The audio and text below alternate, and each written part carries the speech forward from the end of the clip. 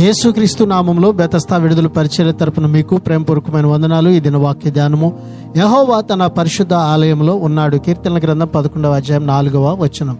కష్టాలు, ప్రమాదాలు ముందుకు వచ్చిన సమయంలో దావీదుకు ఉన్న ఒకే ఒక్క ధైర్యం ఇదే. తన జీవితంలో జరుగుతున్నవన్నీ దేవునికి తెలుసు. ఆయన తన పరిశుద్ధ సింహాసనం నుంచి పరిపాలన సాగిస్తున్నాడు. ఆందోళన చెందిన హృదయాలకు ఇందులోనే శాంతి ఉంది. దేవుడు తన కనుదృష్టి చేత నరులను కన్నులారా చూస్తూ ఉన్నాడు. ఆయన ప్రతి ఒక్కరిని పరిశీలిస్తూ ఉన్నాడు. ప్రతి వారి పట్ల వారికి తగిన రీతిలో ఆయన మేలు చేసే దేవుడుగా ఉన్నాడు. ప్రార్థన. మమ్మల్ని మిక్కిలిగా ప్రేమించిన మా ప్రియ పరలోకపు తండ్రి యేసయ్య, నీ మహాకృపను బట్టి ప్రేమించి మరొక నూతన దినాన్ని మాకు ఇచ్చినందుకు నీకు వందనాలు, స్తోత్రాలు చెల్లిస్తూ, నీ కన్ను దృష్టి మా మీద ఉంచినందుకు నీకు వందనాలు, స్తోత్రాలు చెల్లిస్తూ, మేము ఎల్లప్పుడూ కూడా ప్రభువా నీ యొక్క దృష్టిలో ఆశీర్వాదకరంగా, ఆనందకరంగా జీవించేటువంటి ధన్యతను మా అందరికీ దయచేయమని యేసు పరిశుద్ధ నామంలో ప్రార్థించి అడిగి వేడుకుంటున్నాము తండ్రి. ఆమెన్.